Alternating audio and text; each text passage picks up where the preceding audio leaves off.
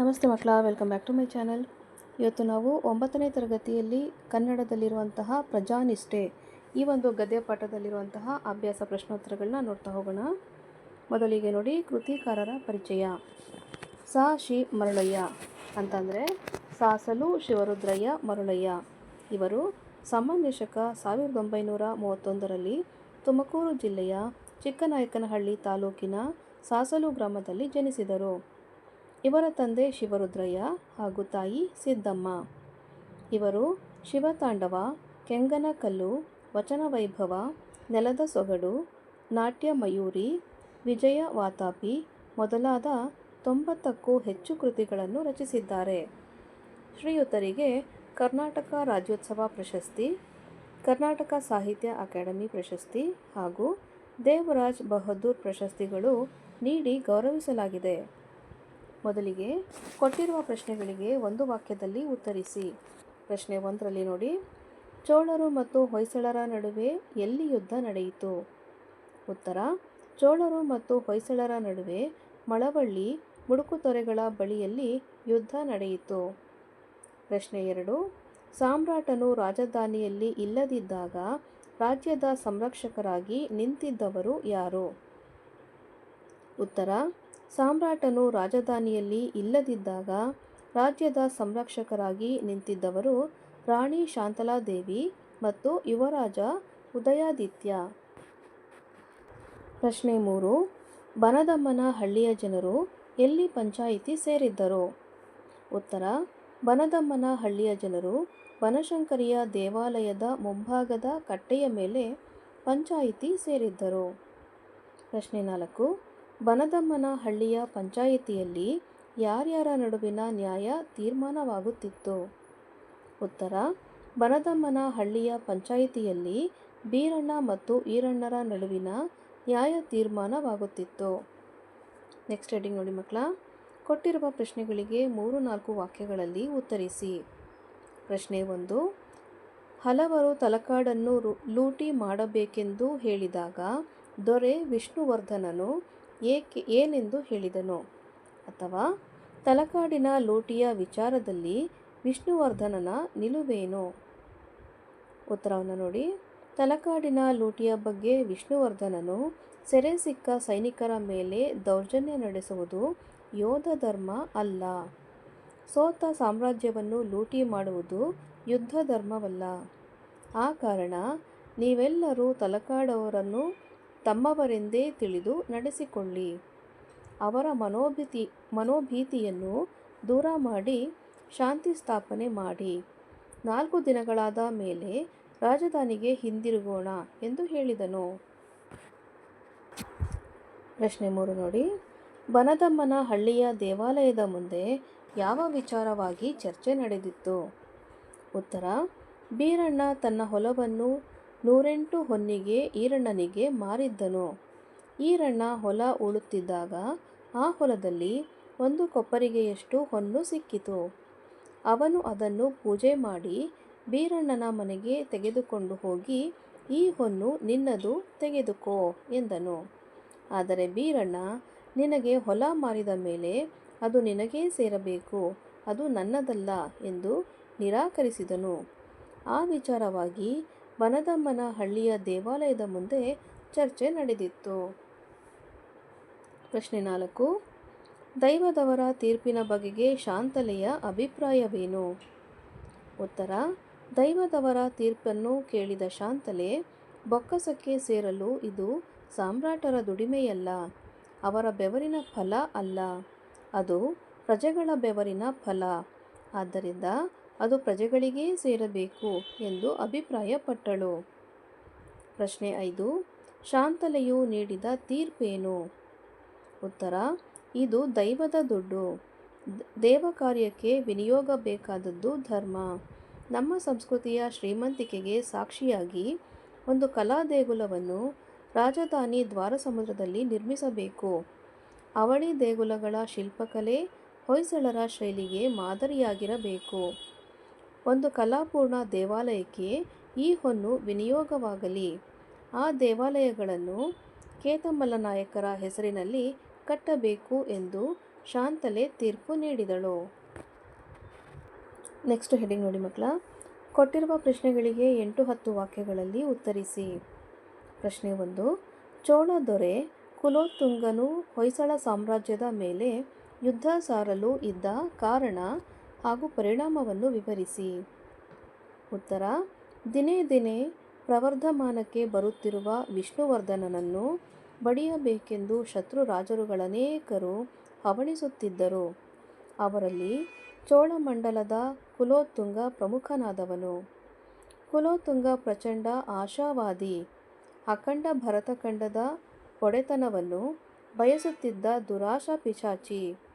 ಗಂಗ ಸಾಮ್ರಾಜ್ಯವನ್ನು ತನ್ನ ವಶ ಮಾಡಿಕೊಳ್ಳಲೆಂದು ಆಶಿಸಿ ಆದಿಯಮನನ್ನು ಪ್ರಚೋದಿಸಿ ದ್ವಾರಸಮುದ್ರದ ಮೇಲೆ ಕಳುಹಿಸಿದನು.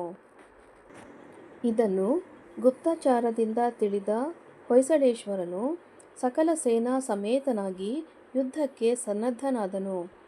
ದ್ವಾರಸಮುದ್ರದ ಸೇನೆ ತಲಕಾಡಿನ ಕಡೆಗೆ ಚೈತ್ರಯಾತ್ರೆ ಹೊರಟಿತು.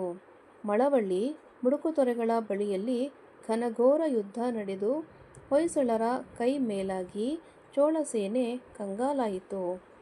ಆದಿಯಮ ಯುದ್ಧದಲ್ಲಿ ಮಡಿದ. ಅವನ ಸತ್ತ ಸುದ್ದಿ ತಿಳಿಯುತ್ತಲೇ ಚೋಳ ಸೇನೆ ದಿಕ್ಕಾಪಾಲಾಗಿ ಓಡಿತು. ತಲಕಾಡ ಕೋಟೆ ಸುಲಭವಾಗಿ ವಿಷ್ಣುವರ್ಧನನ ಭೂಪಾಲನ ಕೈವಶವಾಯಿತು. ಸಮಸ್ತ ಸೇನೆಯು ತಲಕಾಡುಗೊಂಡನಿಗೆ ಜಯವಾಗಲಿ ಎಂದು ಜೈಕಾರ ಹಾಕಿತು. ಪ್ರಶ್ನೆ 2 ನೋಡಿ. ಬನದಮ್ಮನ ಹಳ್ಳಿಯ ಪಂಚಾಯಿತಿಯಲ್ಲಿ ನಡೆದ ನ್ಯಾಯ ಹಾಗೂ ಅದರ ತೀರ್ಪಿನ ಬಗ್ಗೆ ವಿವರಿಸಿ. ಉತ್ತರವನ್ನು ನೋಡಿ ಮಕ್ಕಳ. ಪಂಚಾಯಿತಿಯಲ್ಲಿ ಬೀರಣ್ಣ ಮತ್ತು ಈರಣ್ಣ ಒಬ್ಬರಿಗೊಬ್ಬರು ಹೊನ್ನು ತಮ್ಮದಲ್ಲ ಎಂದಾಗ ಊರಿನ ಮುಖಂಡ ಕೇತಮಲ್ಲನು ಇವರಿಬ್ಬರಿಗೂ ಬೇಡವೆಂದ ಮೇಲೆ ಈ ಹೊನ್ನು ರಾಜ್ಯದ ಬೊಕ್ಕಸಕ್ಕೆ ಸೇರಲಿ ಎಂದನು. ಇದನ್ನೆಲ್ಲ ಉದಯಾದಿತ್ಯನೊಡನೆ ಮರೆಯಲ್ಲಿ ನಿಂತು ನೋಡುತ್ತಿದ್ದ ಶಾಂತಲೆ ಕೂಡದು ಕೂಡದು ಎಂದಾಗ ಎಲ್ಲರ ಗಮನ ಅತ್ತ ಹೋಯಿತು. ಕೇತಮಲ್ಲನು ಗಂಡುಡೆಯಲ್ಲಿದ್ದ ಶಾಂತಲೆಯನ್ನು ಗುರುತಿಸದೆ, ನೀವು ಈ ಹೊನ್ನು ರಾಜ್ಯದ ಬೊಕ್ಕಸಕ್ಕೆ ಸೇರಬಾರದು ಅಂದಿರಲ್ಲ, ಯಾಕೆ ಎಂದನು. ಅದಕ್ಕವಳು, ಬೊಕ್ಕಸಕ್ಕೆ ಸೇರಲು ಇದು ಸಾಮ್ರಾಟರ ದುಡಿಮೆಯಲ್ಲ, ಅದು ಪ್ರಜೆಗಳ ಬೆವರಿನ ಫಲ, ಆದ್ದರಿಂದ ಅದು ಪ್ರಜೆಗಳಿಗೇ ಸೇರಬೇಕು ಎಂದಳು. ಆ ಮಾತಿಗೆ ಕೇತಮಲ್ಲನು, ಹಾಗಾದರೆ ಪ್ರಜೆಗಳು ಯಾರವರು?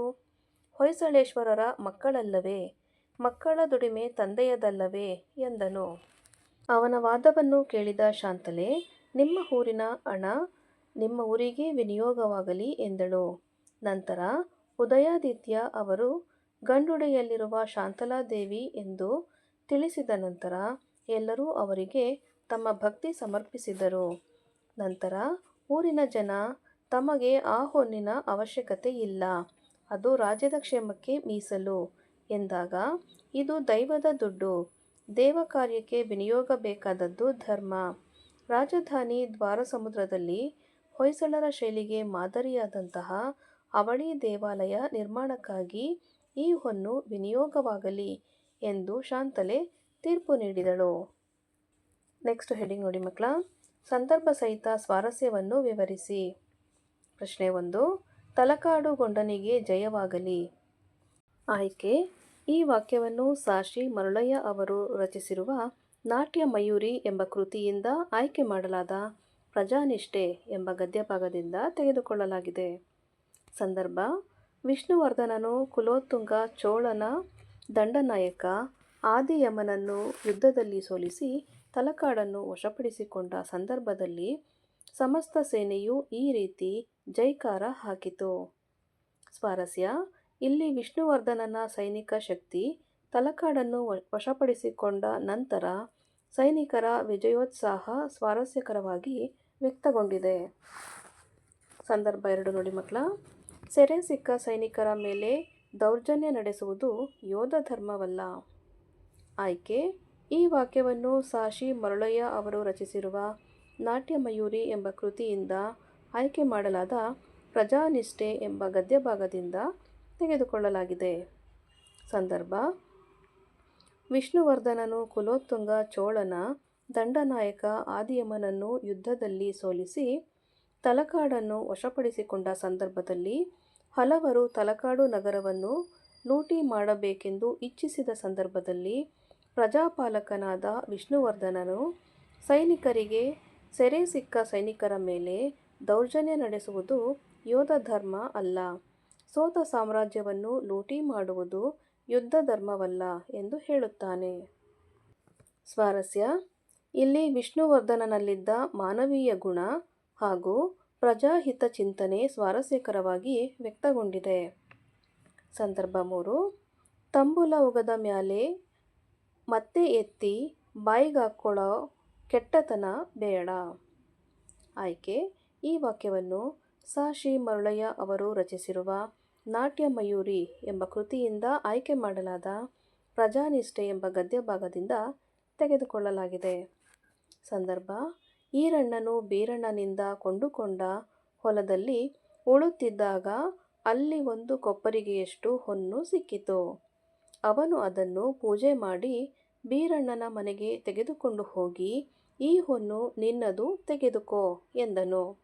ಈ ಸಂದರ್ಭದಲ್ಲಿ ಬೀರಣ್ಣ, ನಿನಗೆ ಹೊಲ ಮಾರಿದ ಮೇಲೆ ಅದು ನಿನಗೆ ಸೇರಬೇಕು, ಅದು ನನ್ನದಲ್ಲ, ತಂಬುಲ ಉಗದ ಮ್ಯಾಲೆ ಮತ್ತೆ ಎತ್ತಿ ಬಾಯಾಗ ಹಾಕ್ಕೊಳ್ಳೋ ಕೆಟ್ಟತನ ಬ್ಯಾಡ ಎಂದು ನಿರಾಕರಿಸಿದನು.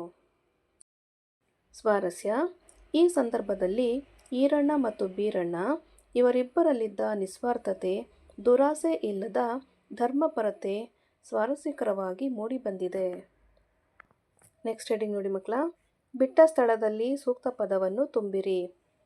ಮೊದಲನೇ ಬಿಟ್ಟ ಸ್ಥಳ: ದ್ವಾರಸಮುದ್ರದ ಸೇನೆ ಡ್ಯಾಶ್ ಕಡೆಗೆ ಚೈತ್ರ ಯಾತ್ರೆ ಹೊರಟಿತು. ಸರಿಯಾದ ಉತ್ತರ: ತಲಕಾಡಿನ ಕಡೆಗೆ ಚೈತ್ರ ಯಾತ್ರೆ ಹೊರಟಿತು. ಬಿಟ್ಟ ಸ್ಥಳ 2: ಮಾನವ ತನ್ನ ಡ್ಯಾಶ್ ಗುಣಗಳನ್ನು ಗಾಳಿಯಲ್ಲಿ ತೂರಿ ಬಿಡಬಾರದು. ಉತ್ತರ: ಮಾನವೀಯ ಗುಣಗಳನ್ನು ಗಾಳಿಯಲ್ಲಿ ತೂರಿ ಬಿಡಬಾರದು. ಬಿಟ್ಟ ಸ್ಥಳ 3: ನಿಮ್ಮ ಊರಿನ ಹಣ ನಿಮ್ಮೂರಿನ ಡ್ಯಾಶ್ ಎ ವಿನಿಯೋಗವಾಗಲಿ. ಉತ್ತರ: ಏಳಿಗೆಗಾಗಿಯೇ ವಿನಿಯೋಗವಾಗಲಿ. ಬಿಟ್ಟ ಸ್ಥಳ 4: ಬನದಮ್ಮನ ಹಳ್ಳಿಯ ಜನರಿಗೆ ಡ್ಯಾಶ್ ಒಂದೇ ಮೆಟ್ಟಿಲಲ್ಲಿ ಉಳಿಯಿತು. ಉತ್ತರ: ಸ್ವರ್ಗ ಒಂದೇ ಮೆಟ್ಟಿಲಲ್ಲಿ ಉಳಿಯಿತು.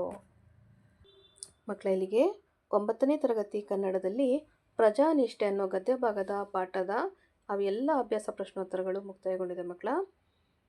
ಈ ಒಂದು ವಿಡಿಯೋ ನಿಮ್ಗೆ ಇಷ್ಟ ಆದಲ್ಲಿ ದಯವಿಟ್ಟು ನಮ್ಮ ಚಾನಲ್ನ ಲೈಕ್ ಮಾಡಿ, ಶೇರ್ ಮಾಡಿ, ಸಬ್ಸ್ಕ್ರೈಬ್ ಮಾಡಿಕೊಂಡು ನಾವು ಹಾಕುವಂಥ ಎಲ್ಲ ವಿಡಿಯೋನ ನೋಡ್ತಾ ನಮ್ಮನ್ನು ಎನ್ಕರೇಜ್ ಮಾಡ್ತಾ ಹೋಗಿ ಮಕ್ಕಳ. Thank you for watching. Bye bye.